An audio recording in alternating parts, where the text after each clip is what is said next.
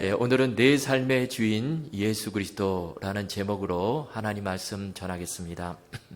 우리가 지금 신앙생활을 하고 있는데요, 참 어려울 때가 있죠. 이렇게 교회에 나와서 우리가 예배드리고 이럴 때는 정말 신앙생활이 될 것 같은데, 그런데 교회 밖을 나가고 이 세상 속에서 험난한 세상 살아가다 보면 잘 안 될 때가 있습니다. 넘어질 때가 있어요.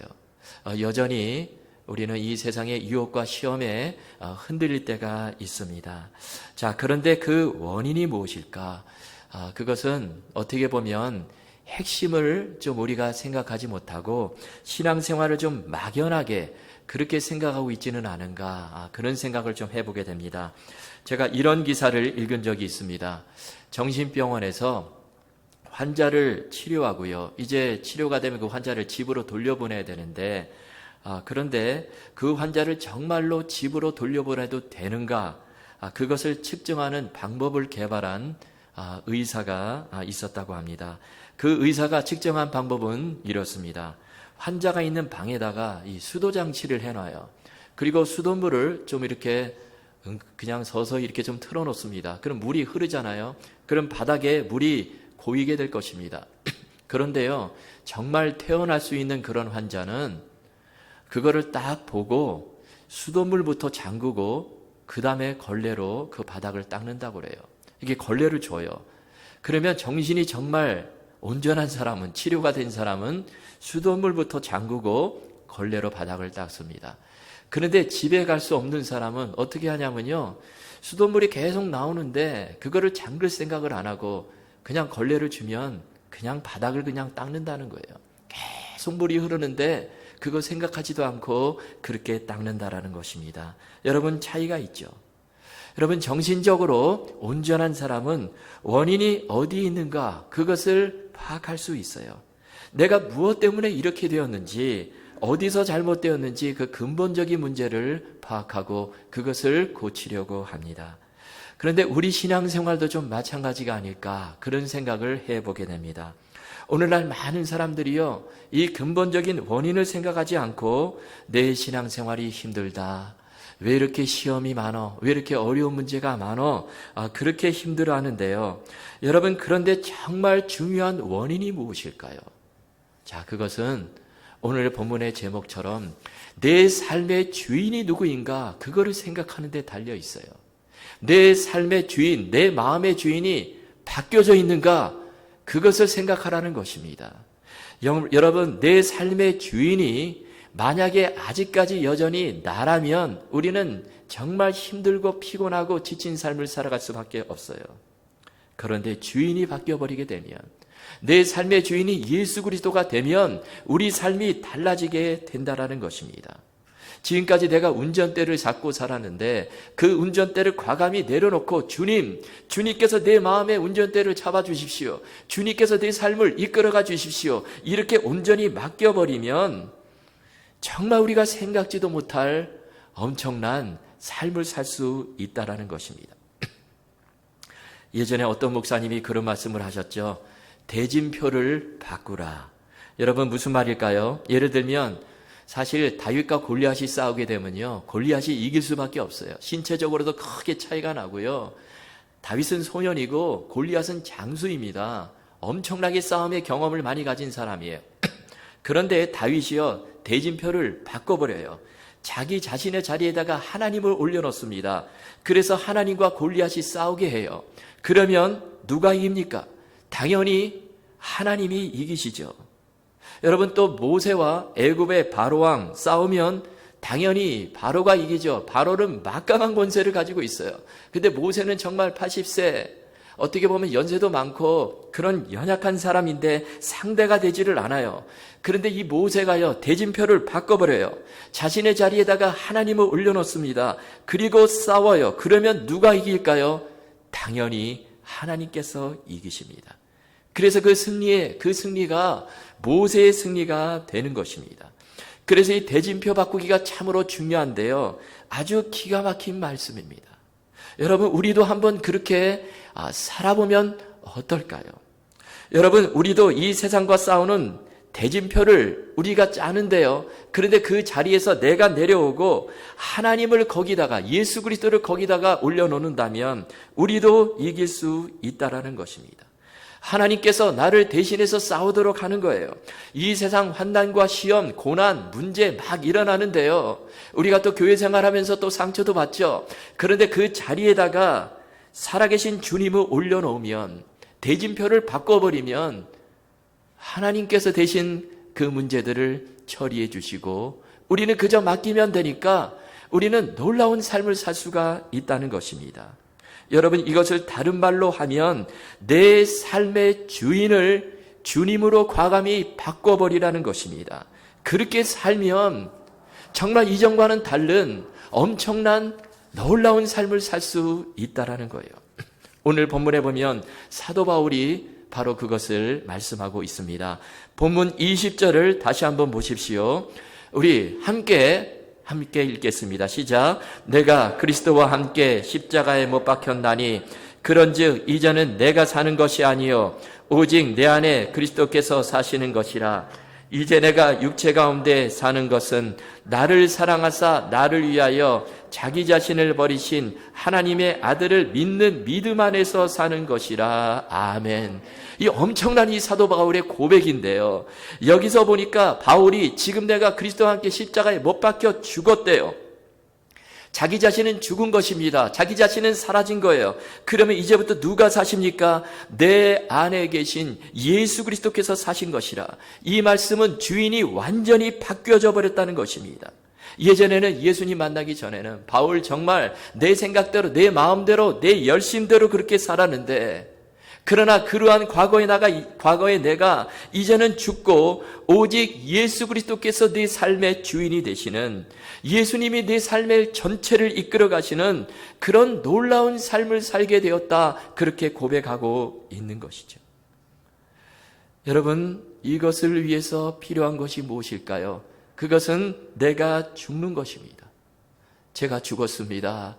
그리고 내 안에 예수님께서 사십니다. 이렇게 고백하며 나아갈 때 정말로 우리는 달라진 삶을 살 수 있다라는 거예요. 자, 그런데 문제는 이런 고백을 하기 위해서, 정말 내 삶의 주인을 예수 그리스도로 온전히 바꾸기 위해서, 온전히 모시기 위해서 필요한 것이 무엇일까요? 그것은 주님을 전적으로 신뢰하는 믿음이 필요합니다.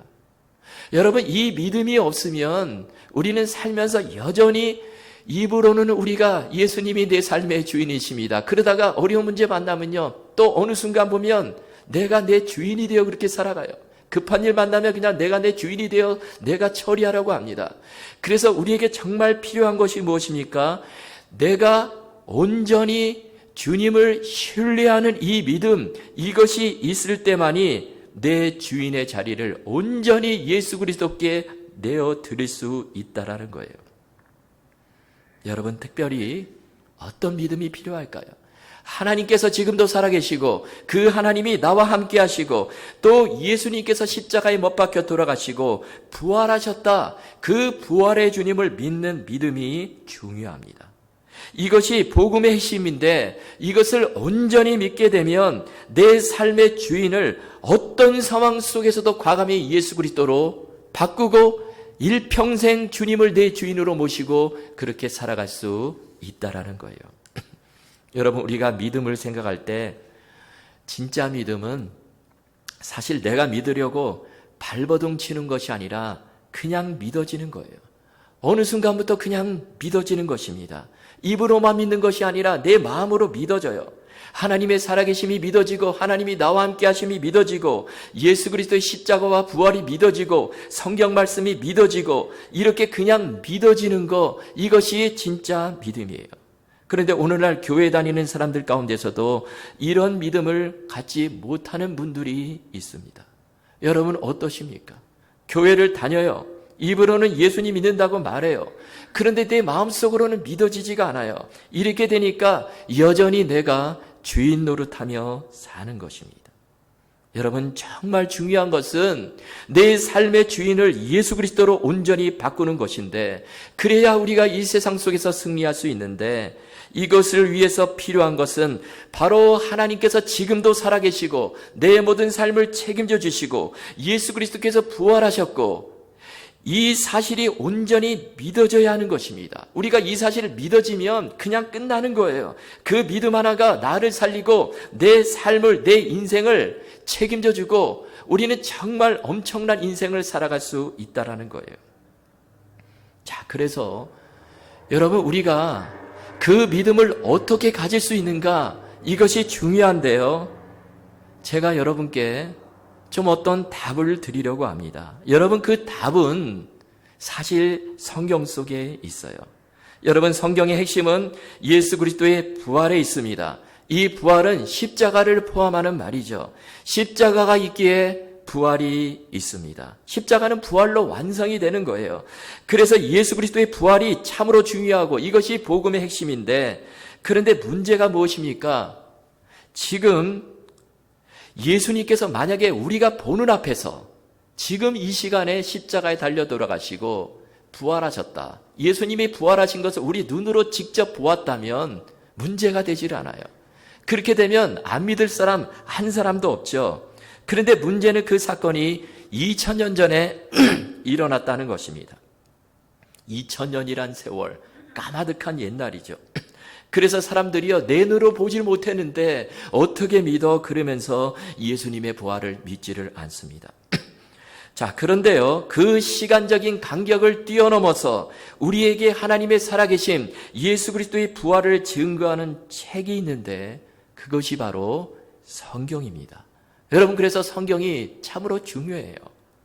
여러분, 우리가 역사책을 보게 되면요, 우리가 대부분 눈으로 보지 못한 까마득한 옛날의 사건들이 역사책에 잠겨져 있습니다. 그런데 우리는요, 그 역사책을 조금도 의심 없이 그냥 믿어요. 받아들입니다. 뭐 예를 들면 한국에 예전에 고구려, 신라, 백제 이 세 나라가 있었다. 이 사실 우리는 그냥 의심 없이 받아들이죠. 보니까 뭐 삼국유사, 삼국사기 이런 책들을 통해서 알 수가 있습니다. 또 우리는 뭐 학생 시절에, 중고등학교 시절에 역사책을 통해서 그 사실을 다 배웁니다. 신라의 김유신 장군이 뭐 삼국을 통일했다, 이런 사실 우리는 다 그대로 믿어요. 받아들이지 않습니까? 조금도 의심이 없습니다. 어떻게 그럴 수 있을까요? 역사책이 그 사실을 정확하게 기록하고 후대에 전하고 있기 때문에 그렇죠. 근데 여러분, 똑같아요. 마찬가지입니다. 성경이 하나님의 살아계심과 예수 그리스도의 부활을 그대로 기록하고 있어요. 2000년 전에 예수님께서 십자가에 못 박혀 죽으시고 부활하신 그 사건을 구체적으로 기록을 하고 있습니다. 성경은요, 아주 논리적으로 연결고리가 서로 맞물려져 있는 것처럼, 마치 시계의 그 톱니바퀴가요, 이렇게 맞물려서 돌아가는 것처럼 그렇게 하나님의 살아계심, 예수 그리스도의 부활을 증거하고 있어요. 어떤 분들은 성경을 읽을 때 창세기 1장 1절부터 이렇게 읽으시죠. 물론 우리가 성경을 순서대로 읽는 거 중요합니다. 그런데 믿음을 좀 가지지 않은 상태에서 읽게 되면 창세기 1장 1절에 무슨 말씀이 나옵니까? 태초에 하나님이 천지를 창조하시니라. 그러면 이거 어떻게 믿어? 그러면서 성경을 그냥 덮어버려요. 그래서 제가 볼 때 좀 이 순서대로 조금 성경을 한번 읽어보는 것이 어떨까? 예를 들면 내 믿음이 지금 흔들린다. 그런 분들은 좀 이 순서대로 성경을 한번 읽어보시는 거, 그거를 좀 권해드리는데요. 그것은 먼저 사도행전을 읽는 것입니다. 여러분, 사도행전에 보면 사도들의 이야기가 나오죠. 그 중에도 이 바울의 행적이 아주 자세하게 기록이 되어 있습니다. 바울 원래 어떤 사람이죠? 예수님 안 믿는 사람이에요. 그는 유대교에 심취했던 사람입니다. 아니, 그 정도가 아니라 예수 믿는 사람들을 핍박했던 사람이죠. 교회를 잔멸했던 사람입니다.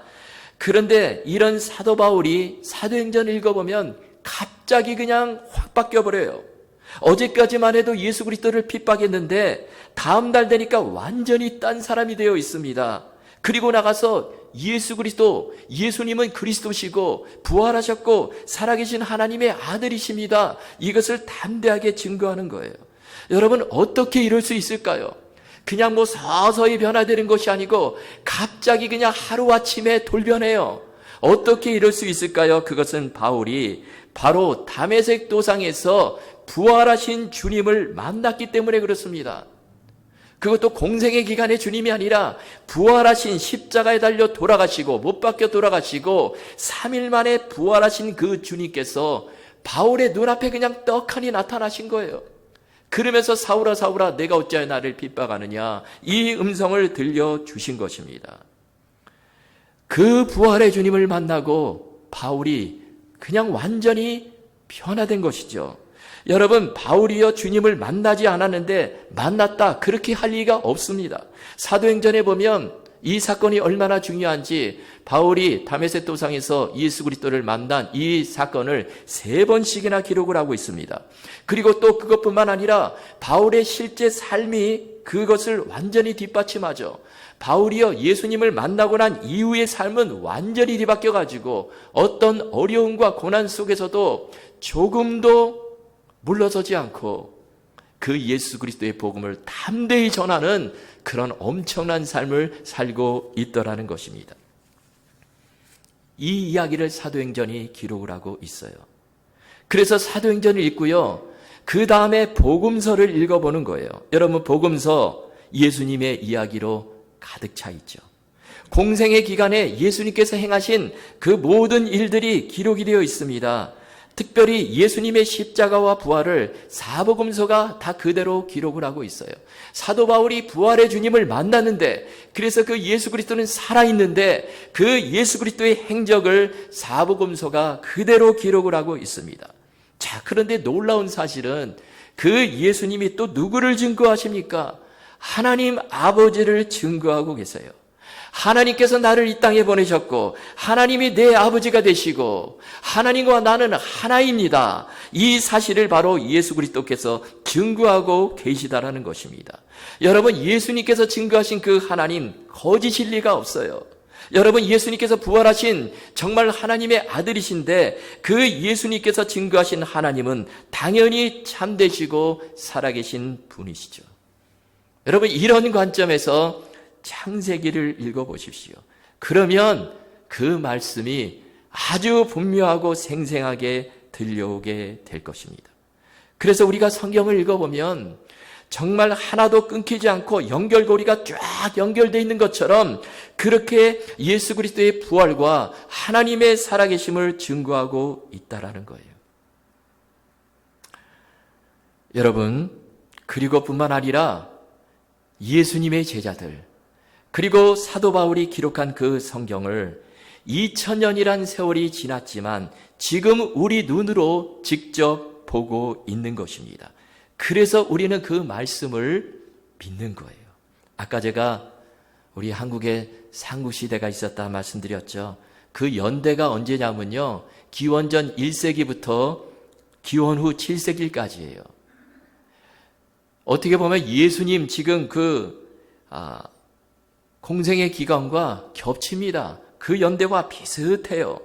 여러분, 이렇다면 우리가 역사책은 받아들이는데 왜 그 예수님의 기록, 예수님의 공생의 기록을, 그 말씀을 기록한 이 성경책 못 받아들일 이유가 없다라는 거예요. 여러분, 제가 왜 이 말씀을 이렇게까지 드리냐면요, 우리 신앙생활의 핵심이 바로 하나님이 살아계시고 예수 그리스도가 부활하셨다, 그 주님이 지금도 우리와 함께 하신다, 여기 있기 때문에 그렇습니다. 여러분, 우리가 지금 하나님이 살아계시고 그 하나님이 나와 함께 하시고 부활의 주님이 우리의 모든 길을 책임져 주시고 인도해 주신다, 이 사실을 온전히 믿는다면 예수님을 내 삶의 주인으로 모시지 않을 수가 없습니다. 당연히 모시겠죠. 그리고 그렇게 사는 사람들에게 어떤 일이 벌어지겠습니까? 놀라운 일이 벌어지겠죠. 하나님이 살아계신데, 부활의 주님이 나와 함께 하시는데, 내 모든 길을 책임져 주시는데 염려할 것이 없게 된다라는 것입니다. 완전히 다른 삶을 살게 되는 것이죠. 오늘 본문에서도요, 사도 바울이 이것을 알고 내 삶의 주인을 나에게서 예수 그리스도로 과감히 바꿔버린 거예요. 정말 놀라운 삶을 살게 되는 것입니다. 그랬더니 어떤 삶을 삽니까? 우겨쌈을 당하여도 쌓이지 아니하고 답답한 일을 당하여도 낙심하지 않고 거꾸로 뜨림을 당하여도 망하지 않는 그런 엄청난 능력의 삶을 살게 되는 것이죠. 그런데요, 이렇게 사는 것을 가장 싫어하는 존재가 있어요. 여러분, 누구일까요? 바로 사탄입니다. 여러분, 그래서 사탄이 어떻게 하죠? 어떻게 해서든지 우리에게 무슨 소리야, 이 인생 삶의 주인은 너 자신이야, 내 마음대로 살아야 돼, 이렇게 계속해서 부추기는 거예요. 예전에 한국의 김동호 목사님이 이런 말씀을 하셨습니다. 지금도 이 사탄을 숭배하는 사탄교가 있대요. 그런데 사탄교에도 이 바이블 경전이 있는데, 그런데 이 목사님이 궁금해가지고 우연한 기회에 그 사탄교의 경전을 보게 되었다는 것입니다. 근데 첫 페이지를 쫙 이렇게 열어서 딱 보는데요, 첫 문장을 보고 그냥 그 바이블을 덮어버렸다는 거예요. 무슨 내용이 기록이 되어 있냐면, 내 삶의 주인은 너 자신이다, 이렇게 쓰여 있다라는 것입니다. 여러분, 그런데 이 소리는요, 지금만이 아니라 최초의 인류 아담과 하와 때부터 사탄이 강조한 말이에요. 여러분, 아담과 하와가 선악과를 따먹을 때 사탄이 어떻게 유혹을 했죠? 그것을 먹게 되면 내 눈이 밝아지고 내가 하나님같이 돼, 이렇게 유혹을 했습니다. 그 유혹에 넘어가게 되죠. 여러분, 이 말씀은 주인의 자리, 그 자리에서 하나님을 내리고 내가 주인이 되어 한번 살아가 봐. 충분히 가능해. 그러면 멋진 삶을 살 수 있어. 이것이 사탄의 메시지인데요. 그런데 그런 사탄의 메시지가 아담과 하와 때부터 오늘날 지금 이 시대까지 여전히 똑같은 메시지를 우리에게 주고 있다는 것입니다. 그러면 왜 이렇게 사탄이 집요하게 이렇게 유혹을 할까요? 여러분, 내가 주인이 되어 살아가면 그것이 망하는 길이기 때문에 그렇습니다. 그렇게 살면 반드시 망할 수밖에 없어요. 여러분, 우리 사람은 내일을 알 수가 없죠. 한 치 앞도 내다보지 못하는데, 그런 우리 연약한 존재가 내가 주인이 되어 이 험난한 세상을 살아간다면 반드시 넘어지고 쓰러지고 절망하고요, 이것은 불가능한 일입니다. 그렇게 살다가 망하게 되는 거예요. 여러분, 우리 삶 속에서 내 삶의 주인이 나다, 이런 혹시 그런 생각이 든다면 그것은 사탄의 음성임을 기억해야 되는 것입니다.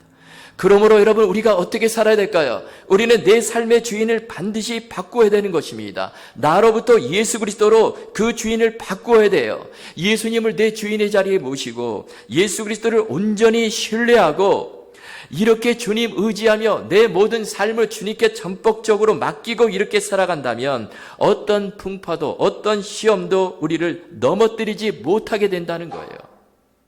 바로 우리 주님이 내 주인이시니까.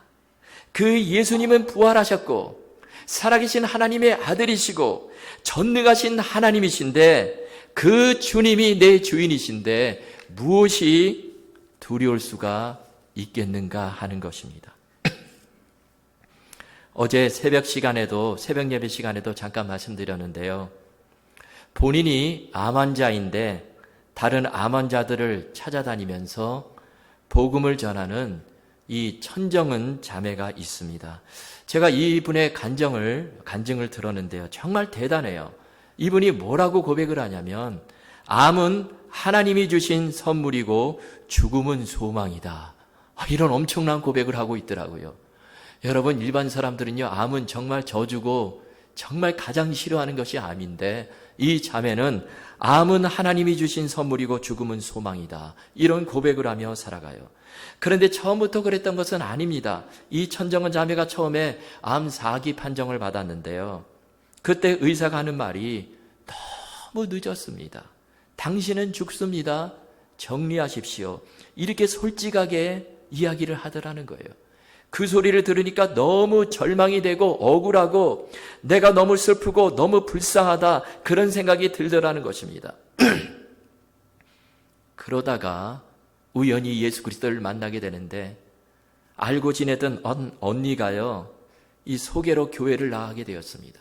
그런데 알고 보니까 그 교회 온 성도들이 자기를 위해서 중보 기도를 하고 있다라는 거예요. 그 언니가 기도 제목을 내가지고 이 천정을 자매를 위해서 회복을 위해서 기도를 해주고 있더라는 것입니다. 그래서 마음이 열려요. 그리고 이제 말씀을 듣고 성경을 읽게 되는데 성경을 읽는 중에 정말 예수 그리스도가 부활하셨고 하나님이 살아계셨구나, 그것이 믿어지다라는 거예요. 그리고 천국과 지옥이 있다는 사실도 믿어지는 거예요. 믿어지고 발버둥 치는 것이 아니라 그냥 어느 순간 믿어지더라는 것입니다. 그러면서 가장 먼저 든 생각이 뭐냐면 내가 회개를 해야 되겠다, 그 생각이 들더라는 거예요. 그러면서 무엇을 회개를 했냐면 바로 지금까지 내가 정말 이 진리의 말씀을 놓치고 내가 주인이 되어 살았던 것을 회개를 했다는 거예요. 지금까지 내 생각대로 내가 결정하고 내 힘으로 살았던 것, 이것이 당연한 줄 알았는데 그러나 그것이 죄인 줄 깨달아지더라는 것입니다. 그리고 이제는 내가 주인이 아니라 예수님이 내 인생의 주인이시고 하나님이 살아계셨구나, 그것이 깨달아지더라는 거예요.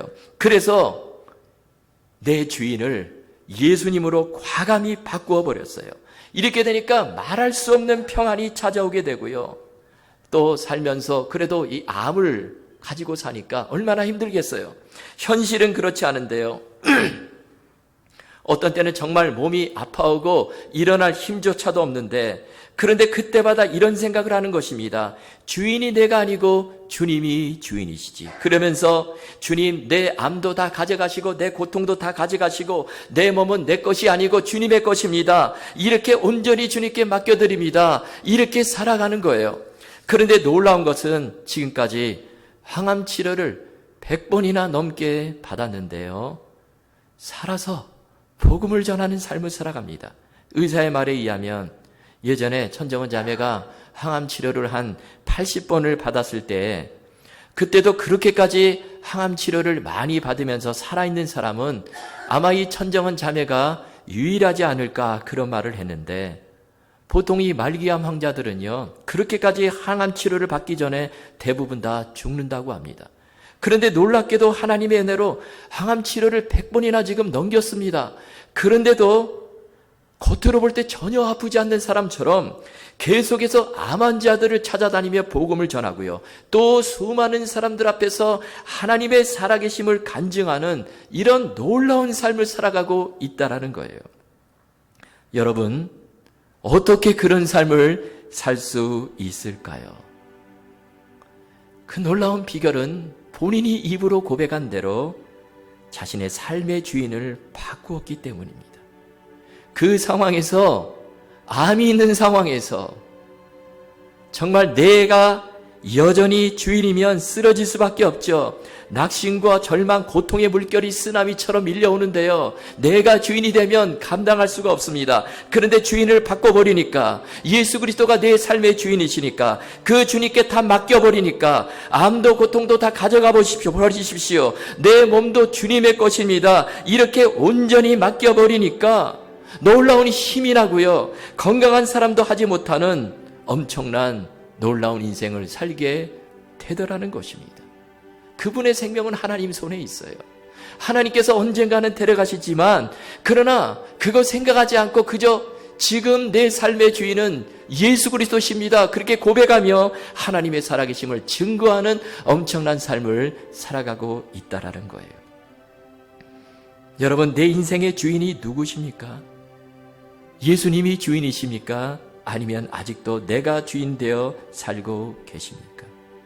여러분, 나를 위해서 십자가에 달려 돌아가시고 부활하신 예수 그리스도, 그 전능하신 주님, 나와 함께 하시는 그 주님을 내 삶의 주인으로 모시면 모든 것이 달라질 거예요. 이렇게 살게 되면 세상이 달라져 보이고요, 어떤 시험과 풍파 속에서도 넘어지지 않고 주님께 놀랍게 쓰임받는 복된 인생을 살게 될 것입니다. 여러분, 내 인생은 나에 의해서 좌우되는 것이 아니라 내가 모시는 주인에 의해서 좌우가 되는 것입니다.